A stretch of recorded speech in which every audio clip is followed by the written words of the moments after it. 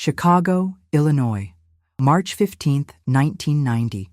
The Paramount Theater stood as a beacon of cultural excellence in downtown Chicago, its grand marquee illuminating the cold March evening with promises of artistic brilliance. Inside, the energy was electric.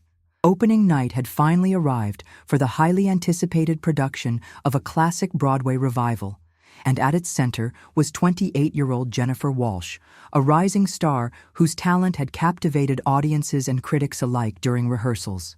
By 7:30 that evening, the theater buzzed with anticipation. Patrons filled the ornate lobby, dressed in their finest attire, clutching programs that featured Jennifer's photograph prominently on the cover. Behind the velvet curtains, the technical crew made final adjustments to lighting and sound equipment while cast members prepared in their respective dressing rooms. So glad to have you here. Comment your city so I can bring cases from your region and also know where you're watching me from.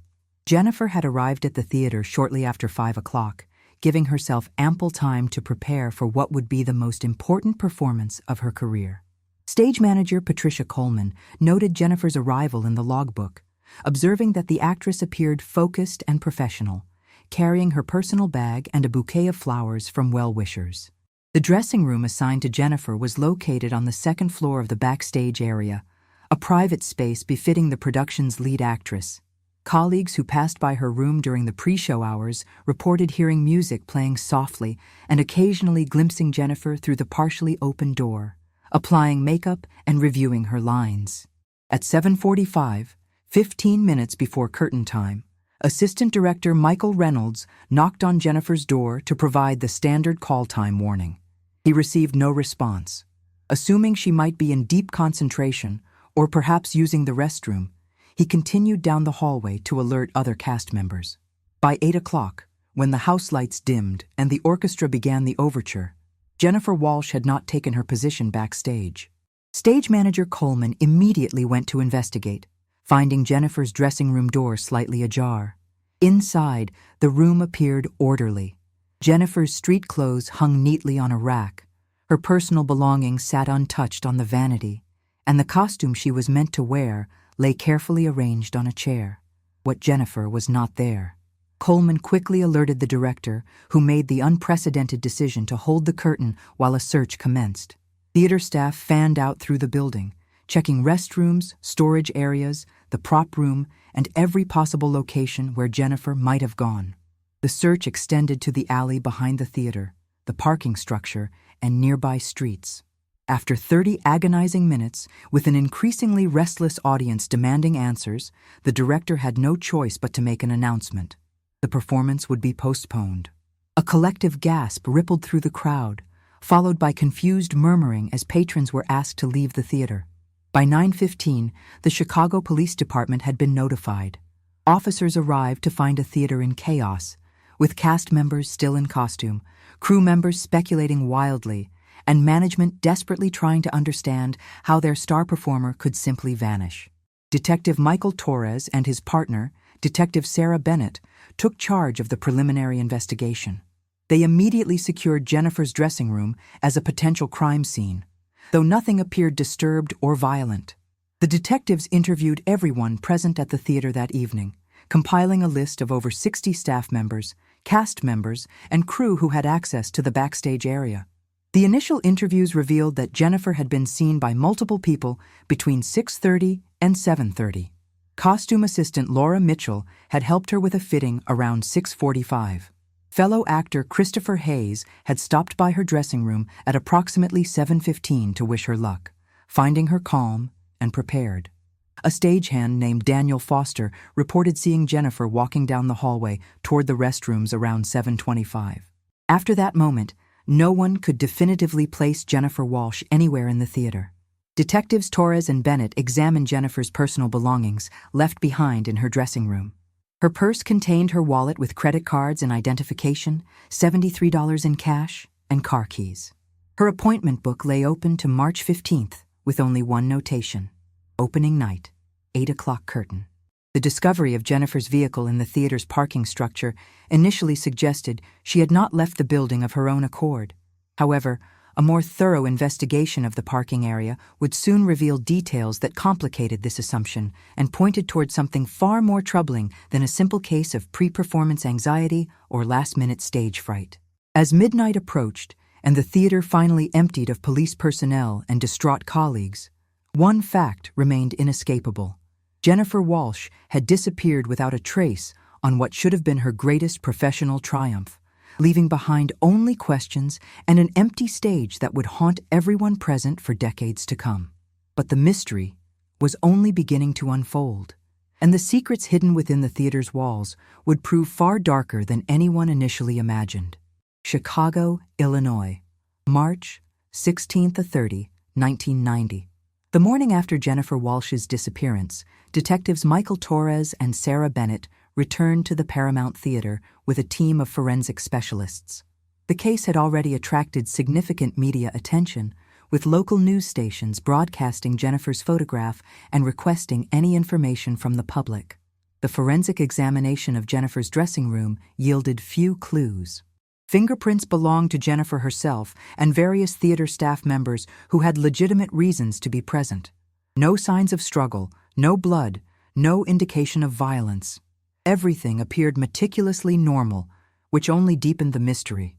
Detective Bennett focused her attention on Jennifer's personal life, conducting extensive interviews with family, friends, and her fiancé, David Mitchell. David, a 31-year-old architect, had been seated in the audience on opening night, waiting to watch his future wife's star turn. His devastation appeared genuine and absolute. He described Jennifer as dedicated, ambitious, and deeply committed to her craft. Their relationship, according to David, had been stable and loving, with wedding plans set for the following autumn. However, interviews with Jennifer's closest friend, costume designer Rachel Thompson, revealed something unexpected. Rachel mentioned that Jennifer had seemed distracted during the final week of rehearsals, occasionally checking her mail with unusual anxiety. More significantly, Rachel recalled Jennifer making a cryptic comment just 3 days before her disappearance, saying she was worried about something from her past that could potentially ruin everything she had worked for. This revelation prompted detectives to dig deeper into Jennifer's background. They discovered that before moving to Chicago 5 years earlier, Jennifer had lived in New York City, working in smaller theatrical productions while struggling to make ends meet. Financial records showed a significant gap in her employment history during her final year in New York, a period Jennifer had rarely discussed with even her closest companions. Meanwhile, Detective Torres investigated the theater's internal dynamics. The production had been fraught with tension from its inception. Amanda Price, a 32-year-old actress with considerable experience, had originally been cast in the lead role, but was replaced by Jennifer just weeks into rehearsals. The official explanation cited creative differences, but cast members privately acknowledged that Jennifer's audition had been extraordinary, leaving the director, Robert Chambers, no choice but to recast the part. Robert Chambers himself proved to be an intriguing figure. At 53, he was a respected but controversial figure in Chicago's theater community. Known for discovering talented performers and producing successful shows, Chambers also had a reputation for being demanding and occasionally inappropriate with young actresses. Several former company members, when interviewed confidentially, described an environment where Chambers exercised considerable control over performers' careers, making or breaking reputations with his influence. The investigation took a significant turn when Detective Bennett discovered Jennifer's personal banking records. Beyond her primary checking account, Jennifer maintained a second savings account that David knew nothing about. This account showed regular deposits of $500, occurring monthly for the past 18 months. The deposits came from a wire transfer service, making it difficult to immediately trace their origin. Even more curious was the discovery of Jennifer's vehicle. While initially found in the theater parking structure, a more detailed examination revealed something overlooked during the first night's chaos. Jennifer's car was parked in a different spot than where she typically left it, according to the parking attendant who worked day shifts. The vehicle was positioned near a secondary exit, away from her usual area closer to the theater's main entrance. Inside the car, investigators found a road map with a route highlighted to a motel located in a suburban area northwest of downtown Chicago. The The notation appeared recent, written in what David confirmed was Jennifer's handwriting. Detectives Torres and Bennett visited the motel, a modest establishment called the Riverside Inn. The manager, after reviewing records, confirmed that a reservation had been made for the night of March 15th under the name Jane Williams, with check-in expected around 9 o'clock. The reservation had never been claimed, and no one matching Jennifer's description had arrived. The discovery of the planned motel visit, combined with the mysterious bank deposits and Jennifer's cryptic warnings about her past, suggested Jennifer had been living a double life that no one close to her had suspected. Back at the theater, additional interviews uncovered more troubling information. A stagehand named Thomas Wright, who had been fired from the production 2 weeks before opening night, had been seen near the theater on the evening of Jennifer's disappearance. Wright had been dismissed after an argument with Robert Chambers regarding inappropriate behavior toward female cast members. When detectives located and interviewed Wright, he adamantly denied any involvement in Jennifer's disappearance, claiming he had only returned to collect personal items he had left in his locker. Amanda Price, the actress replaced by Jennifer, also underwent intensive questioning. While she admitted to feeling disappointed about losing the role, she maintained that she harbored no ill will toward Jennifer personally. She had been present at the theater on opening night, preparing to go on stage in a supporting role. Multiple witnesses confirmed her whereabouts throughout the evening, providing her with a solid alibi. As March drew to a close, detectives had compiled an extensive file on Jennifer Walsh, but the case remained frustratingly unsolved. They had a missing woman who had seemingly walked out of her dressing room and vanished into thin air, leaving behind her belongings, her career, and her life. They had mysterious bank deposits, a planned trip to a motel under an assumed name, warnings about a troubled past, and a web of theatrical jealousies and professional tensions. The anonymous letters Rachel Thompson had mentioned were never found among Jennifer's belongings, suggesting Jennifer had either destroyed them or taken them with her wherever she had gone. Detective Bennett requested phone records for the theater and for Jennifer's home, hoping to find patterns or unexpected contacts. The records revealed numerous calls to Jennifer's residence from a Chicago phone number that, when traced, belonged to a payphone located near the financial district. Someone had been calling Jennifer regularly, always from that same public phone, making it impossible to identify the caller. As April began and the investigation entered its third week, public interest remained intense, but leads were growing cold. The Chicago Police Department held a press conference, appealing for anyone with information to come forward. They released additional details about Jennifer's planned motel visit and the mysterious bank deposits, hoping someone might recognize the pattern or provide crucial information. What investigators did not yet realize was that the answers they sought were hidden in plain sight, concealed within the very theater where Jennifer had last been seen. And those answers would remain buried for more than 3 decades, waiting for an unexpected discovery that would finally illuminate the dark truth behind opening night 1990. The secrets locked within that building would eventually reveal a conspiracy far more sinister than a simple disappearance, involving powerful people willing to go to extraordinary lengths to protect their reputations and silence anyone who threatened to expose them. Chicago, Illinois, 1990-2023. The investigation into Jennifer Walsh's disappearance consumed the Chicago Police Department throughout the spring and summer of 1990. Detective Michael Torres and Detective Sarah Bennett pursued every lead, interviewed hundreds of potential witnesses, and followed trails that ultimately led nowhere. By autumn, when Jennifer should have been planning her wedding to David Mitchell, the case had grown frustratingly cold. The mysterious bank deposits stopped abruptly after Jennifer's disappearance, suggesting whoever had been funding that secret account knew she was gone. The wire transfer service eventually provided records showing the money originated from an offshore account, but the trail ended there, blocked by international banking privacy laws and jurisdictions unwilling to cooperate with a missing person investigation. David Mitchell struggled to move forward with his life.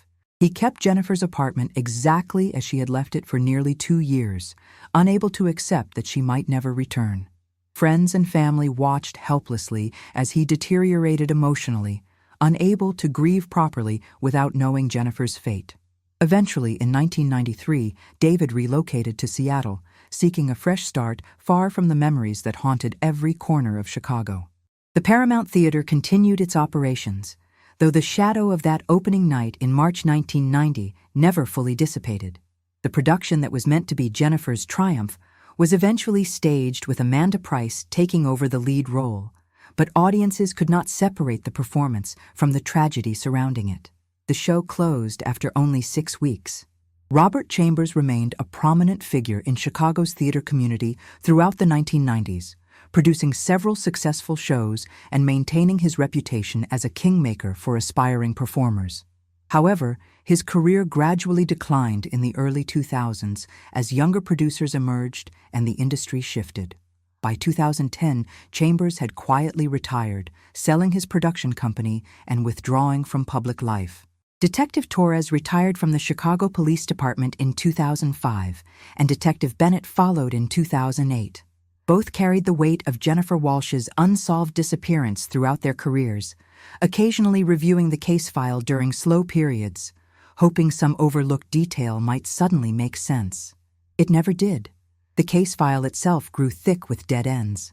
Thomas Wright, the fired stagehand, had been investigated extensively, but ultimately cleared of any involvement. His whereabouts on the night of Jennifer's disappearance were corroborated by multiple witnesses. Amanda Price had similarly been ruled out, her alibi ironclad and her lack of motive evident. The anonymous letters Jennifer had mentioned to Rachel Thompson were never found, and Rachel herself could provide no additional details about their content or origin. Over the years, Jennifer Walsh's disappearance became one of Chicago's most enduring mysteries, occasionally featured in true crime documentaries and unsolved case television programs. Amateur investigators and conspiracy theorists proposed various theories ranging from mob involvement to witness protection programs, but none were supported by evidence. The Paramount Theater changed ownership twice during the intervening decades. Each new management team learned about the Jennifer Walsh case more as theater lore than recent tragedy. Some claimed to sense Jennifer's presence in the building, reporting unexplained sounds near her former dressing room, though such stories were generally dismissed as theatrical superstition. By 2020, most people connected to the original investigation had retired, relocated, or passed away.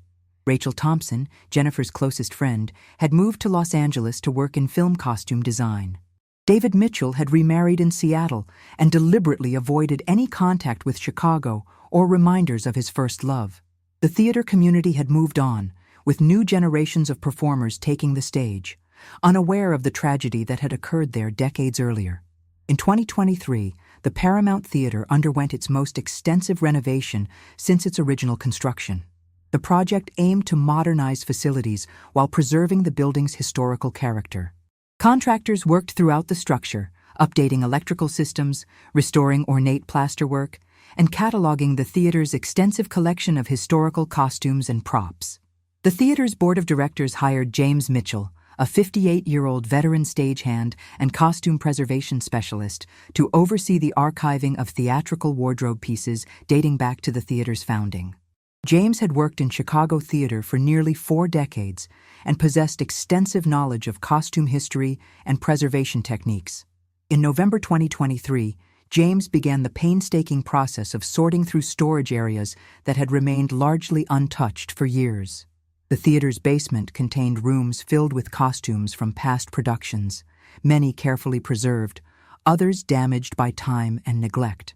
James approached the task methodically, photographing each piece, documenting its condition, and making recommendations for restoration or disposal. One particular storage room, located in the oldest section of the basement, had been sealed since the late 1990s following water damage from a burst pipe. The room had been dried out and repaired, but its contents had never been properly cataloged. James opened the heavy door, finding racks of garment bags covered in decades of dust. Working systematically through the collection, James discovered costumes from productions spanning the 1980s and early 1990s. Each garment bag was labeled with the production name and date. Near the back of the room, James found a sealed archival box marked "Opening Night 1990, Do Not Discard." The box had been carefully preserved, its contents protected from the water damage that had affected other items in the room.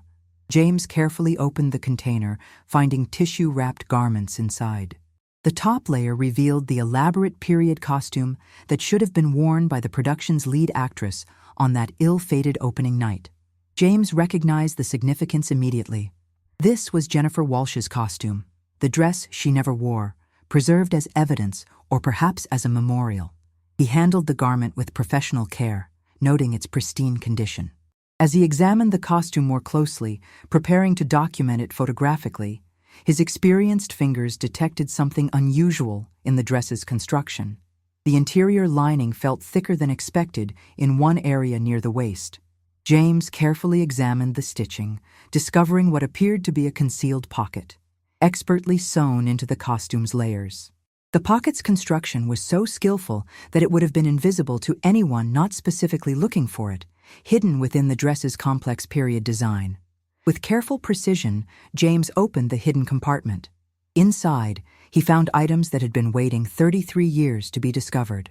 Items that would transform Jennifer Walsh's disappearance from an unsolved mystery into an active criminal investigation. And items that would finally reveal the dark conspiracy that had silenced a rising star on what should have been her greatest night. What James Mitchell pulled from that secret pocket would shatter decades of silence and expose truths that powerful people had believed were buried forever. Chicago, Illinois, November 2023. James Mitchell stared at the contents he had extracted from the hidden pocket, his hands trembling slightly as he realized the magnitude of what he had discovered. The items were remarkably well preserved, protected by the costume's careful storage and the sealed pocket's construction. The first item was a small, leather-bound journal, no larger than a passport, with a brass clasp holding it closed.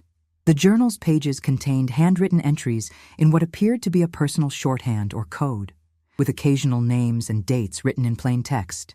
James resisted the urge to read extensively, recognizing immediately that this was potential evidence in a decades-old missing person case. Alongside the journal were 3 photographs, each showing Jennifer Walsh in what appeared to be private settings, with a man James recognized from theater history as Robert Chambers. The images were compromising, clearly taken without the subject's knowledge, and suggested a relationship that had never been publicly acknowledged.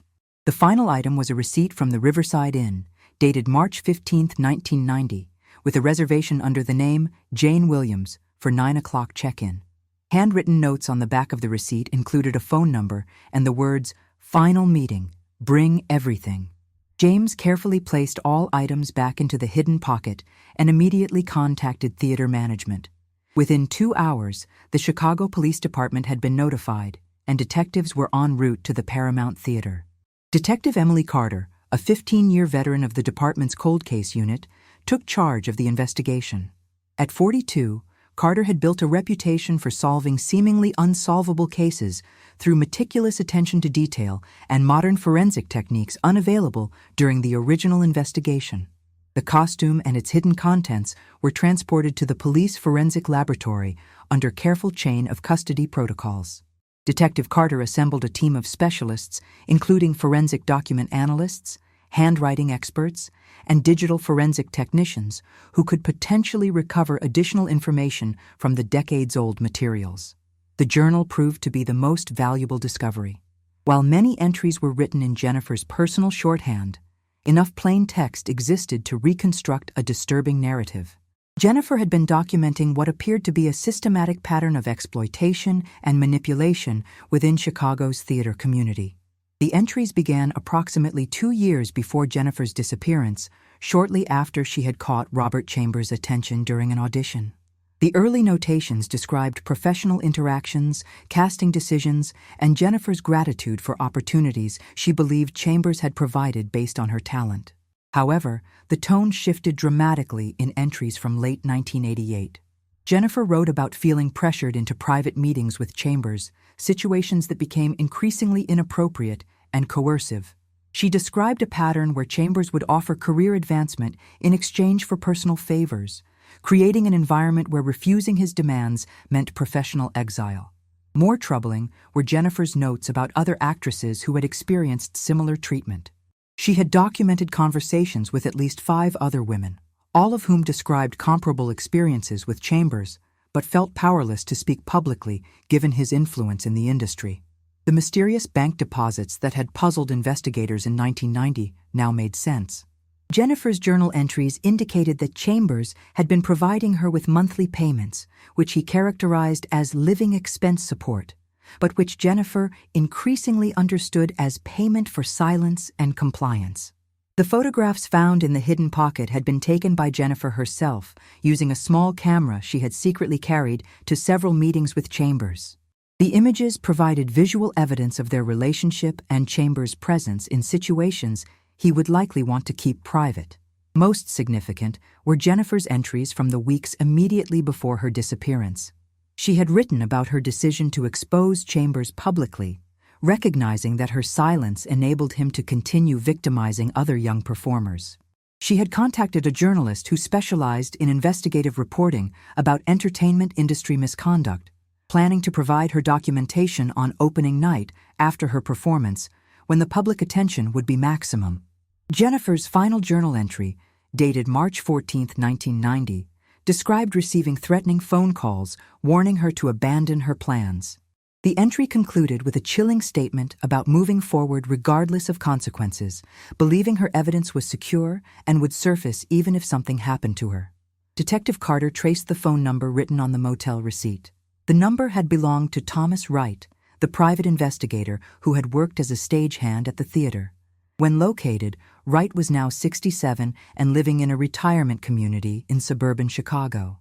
Wright's interview with Detective Carter lasted 7 hours and proved to be the breakthrough the case needed.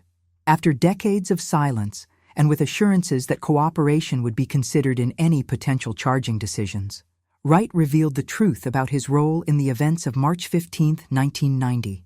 Wright had not been a legitimate stagehand. He was a licensed private investigator who had been hired by Robert Chambers in early 1990 to monitor Jennifer Walsh's activities and determine whether she posed a genuine threat to Chambers' reputation. Wright had obtained his position at the theater through falsified references, gaining access to backstage areas and Jennifer's daily routine. Wright described discovering Jennifer's plans to expose Chambers through his surveillance activities. He had reported this information to Chambers, who had instructed Wright to arrange a meeting with Jennifer under the pretense of offering protection and legal assistance. The meeting was to take place at the Riverside Inn after her opening night performance. What Wright claimed happened next would form the foundation of the criminal case that would finally bring justice for Jennifer Walsh. His testimony, combined with the physical evidence preserved for 33 years in a hidden costume pocket, would reveal a conspiracy that extended beyond exploitation and manipulation into something far darker. The investigation was no longer about a missing person. It had become a homicide case, and the evidence pointed directly toward one of Chicago's most respected theatrical figures, a man who had spent 33 years believing his secrets were safe, never imagining that a costume preserved in a theater basement would ultimately destroy the carefully constructed wall of silence surrounding opening night, 1990. Chicago, Illinois, December 2023. Thomas Wright's cooperation with Detective Emily Carter opened a floodgate of information that had been sealed for 33 years. The private investigator, now facing potential charges as an accessory, provided detailed testimony about the events surrounding Jennifer Walsh's disappearance, filling gaps that had frustrated investigators for decades. Wright explained that his surveillance of Jennifer had been comprehensive. He had monitored her phone calls, followed her movements, and even gained access to her apartment on 2 occasions when she was at the theater. Through this surveillance, he had discovered Jennifer's journal, photographed several pages, and reported their contents to Robert Chambers. The revelation that Jennifer planned to expose Chambers on opening night had triggered a crisis. Chambers, according to Wright, had initially attempted to dissuade Jennifer through intermediaries, offering substantial financial settlements in exchange for her continued silence. Jennifer had refused all offers, making it clear that she intended to proceed with her public disclosure. Wright described arranging the meeting at the Riverside Inn under false pretenses, telling Jennifer he represented other victims of Chambers who wanted to coordinate their testimonies for maximum impact. Jennifer had agreed to meet after her performance, believing she would finally connect with allies in her fight against Chambers' exploitation. The plan, as Wright outlined it, involved Jennifer leaving the theater during the confusion of opening night, driving to the motel, and meeting with Wright. What Jennifer did not know was that Robert Chambers would also be present at that meeting, prepared to make one final attempt at negotiating her silence. Detective Carter obtained search warrants for properties associated with Robert Chambers, now 75 years old and living in a comfortable retirement in Lake Forest, a wealthy suburb north of Chicago. The search of Chambers' primary residence and a storage unit he maintained yielded additional evidence that corroborated Wright's testimony. Among Chambers' carefully preserved papers were contracts, financial records, and correspondence that revealed a decades-long pattern of manipulation and control. Several actresses who had worked with Chambers during the 1980s and 1990s had signed unusual agreements containing confidentiality clauses and receiving regular payments described as consulting fees. More significantly, investigators discovered audio recordings Chambers had made of his interactions with Jennifer Walsh. The recordings, stored on cassette tapes in a locked safe, captured conversations between Chambers and Jennifer from late 1989 through early 1990. The content revealed Chambers' increasingly desperate attempts to maintain control over Jennifer as she grew more determined to expose his behavior. One recording, dated March 10, 1990, just 5 days before Jennifer's disappearance, captured a conversation that would prove crucial to the prosecution's case. In it, Chambers could be heard warning Jennifer about the consequences of destroying his reputation, speaking about making problems disappear and referencing previous situations that had been resolved quietly. The forensic analysis of Jennifer's journal revealed additional coded entries that, when decrypted with the help of linguistic experts, described Jennifer's growing fear during the final weeks before opening night. She had documented instances of being followed, receiving threatening phone calls from blocked numbers, and discovering that someone had entered her apartment while she was away. Jennifer had also taken the precaution of creating the hidden pocket in her costume, using her friendship with costume designer Rachel Thompson to modify the dress without explanation. Jennifer's journal indicated she had sewn the pocket herself during a late-night session at the theater, knowing the costume would be preserved as part of the production's archive regardless of what happened to her. Detective Carter contacted Rachel Thompson in Los Angeles, who confirmed that Jennifer had requested private access to the costume during the final week of rehearsals. Rachel had not questioned this request, assuming Jennifer wanted to ensure the dress fit perfectly for opening night. The investigation's most crucial breakthrough came when Detective Carter's team located the Riverside Inn's archived records. The motel, which had changed ownership several times since 1990, had maintained storage boxes of old registration cards and accounting ledgers in an off-site facility. Records from March 15, 1990, confirmed that 2 rooms had been reserved under false names, Jane Williams and John Stevens. The registration cards, preserved for over 3 decades, contained signatures that handwriting experts matched to Jennifer Walsh and Thomas Wright. However, a 3rd registration card, discovered in the accounting records but not in the standard filing system, showed a cash payment for a connecting room made late on March 15th. The signature on that card matched Robert Chambers' handwriting. With this evidence, Detective Carter obtained authorization to execute an additional search warrant for a property Chambers had owned in 1990, a small industrial building in an outlying area of Chicago that had been used for theater storage. Property records showed Chambers had maintained ownership of this building until 2005, when he sold it to a development company.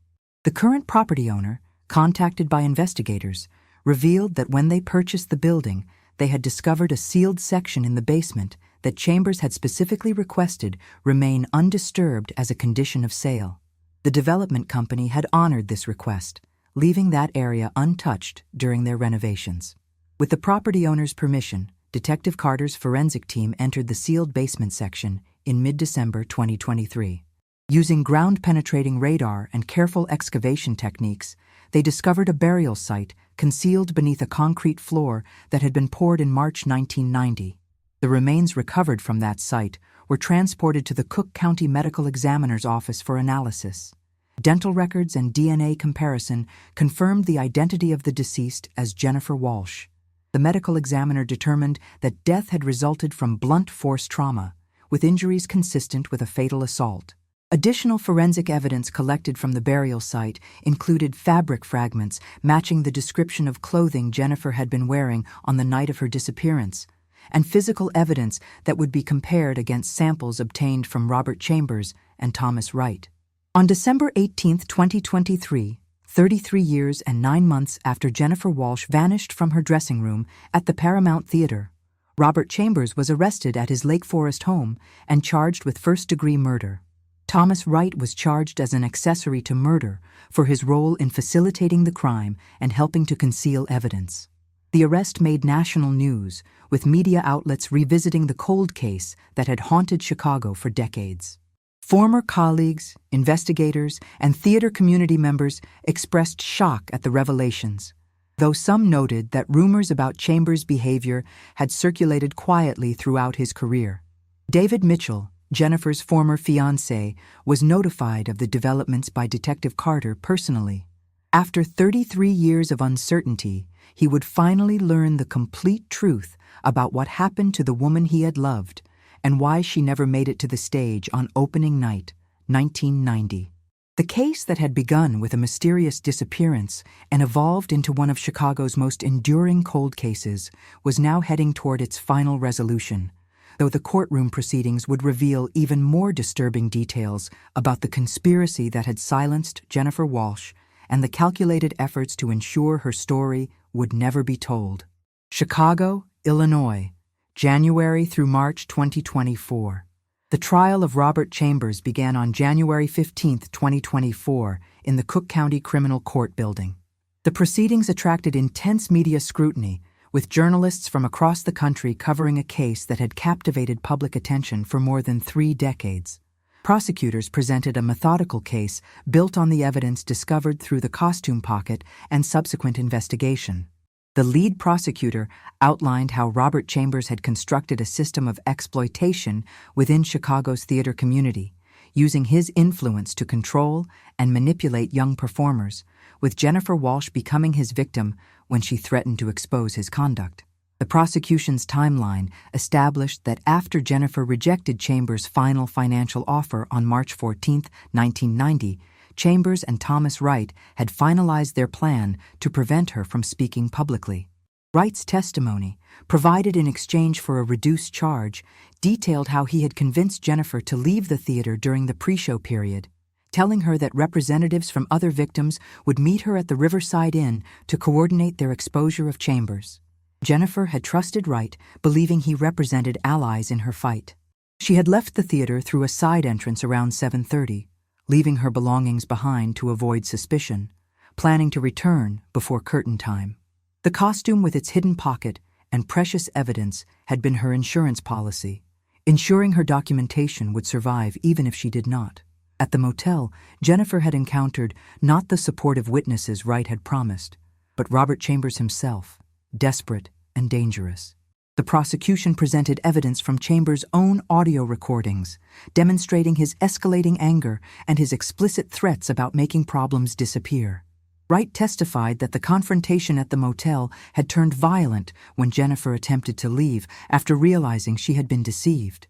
In Wright's account, Chambers had physically prevented Jennifer from departing, and during the struggle had struck her with sufficient force to cause fatal injuries. Wright claimed he had not anticipated violence and had been horrified by what transpired, but had helped Chambers transport Jennifer's body to the industrial building where it was concealed. Forensic evidence supported this timeline. Fiber evidence from the burial site matched materials found in Chambers' vehicle from 1990, which he had preserved in storage. DNA evidence collected from Jennifer's remains included genetic material matching Chambers'.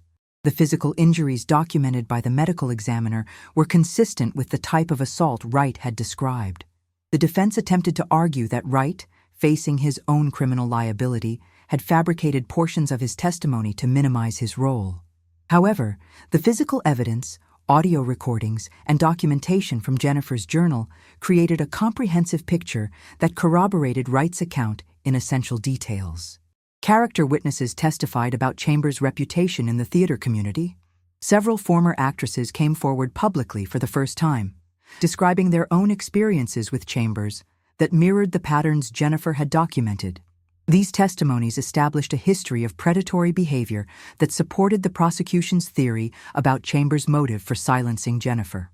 The defense presented no witnesses, and Chambers himself declined to testify. His attorneys argued that the prosecution's case relied too heavily on the testimony of an admitted accomplice, and that reasonable doubt existed about the specific circumstances of Jennifer's death. The jury, however, found the cumulative evidence overwhelming. On March 8, 2024, after deliberating for 2 days, the jury returned a guilty verdict on charges of first-degree murder. The courtroom remained silent as the verdict was read, with several observers noting the somber appropriateness of reaching this conclusion so close to the 34th anniversary of Jennifer's disappearance. Robert Chambers, now 75 years old, showed no visible reaction as the verdict was announced. His sentencing hearing was scheduled for April 2024, with prosecutors seeking the maximum penalty permitted under Illinois law. Thomas Wright, who had pleaded guilty to accessory to murder after the fact and obstruction of justice, received a sentence of 15 years in prison, with credit for his cooperation with investigators. Wright expressed remorse during his sentencing, acknowledging that his decisions in 1990 had enabled a tragedy and had denied Jennifer's family closure for more than 3 decades. The resolution of Jennifer Walsh's case prompted renewed attention to other unsolved disappearances within entertainment communities. Several advocacy organizations announced initiatives to create safer reporting mechanisms for individuals experiencing exploitation or abuse in theater, film, and related industries. The Paramount Theater, where Jennifer's dreams had been extinguished on what should have been her triumph, established the Jennifer Walsh Memorial Fund, providing scholarships and support services for emerging performers. The theater also created a permanent memorial in its lobby, honoring Jennifer's memory and acknowledging the institutional failures that had allowed someone like Chambers to operate without accountability for so long. David Mitchell attended the trial proceedings, sitting quietly in the courtroom gallery throughout the testimony. Following the verdict, he released a statement expressing gratitude to Detective Emily Carter and her team, to James Mitchell for his crucial discovery, and to Jennifer herself for having the courage and foresight to preserve evidence that would eventually bring her justice. Rachel Thompson, Jennifer's friend and the costume designer who had unknowingly facilitated the creation of the hidden pocket, spoke about the bittersweet nature of the resolution. She acknowledged that Jennifer had trusted her enough to request access to the costume but had not felt safe enough to reveal why, a reflection of the fear Jennifer had lived with during her final weeks. At his sentencing hearing in April 2024, Robert Chambers received a sentence of life imprisonment without the possibility of parole. The judge, in delivering the sentence, noted the calculated nature of the crime, the abuse of power it represented, and the decades of deception Chambers had maintained while Jennifer's family and friends suffered without answers. The judge also recognized the significance of Jennifer's decision to create a hidden record of the truth, acknowledging that her courage and determination had ultimately achieved what she had set out to do in 1990, exposing Robert Chambers and ensuring that his crimes would not remain secret forever. The Jennifer Walsh case serves as a reminder that justice, though sometimes delayed by decades, can still be achieved through the combination of preserved evidence, technological advances, and the dedication of investigators unwilling to abandon cold cases. The hidden pocket in a costume from opening night, 1990, had kept Jennifer's truth safe for 33 years, waiting for the moment when it would finally be discovered and her voice would be heard at last.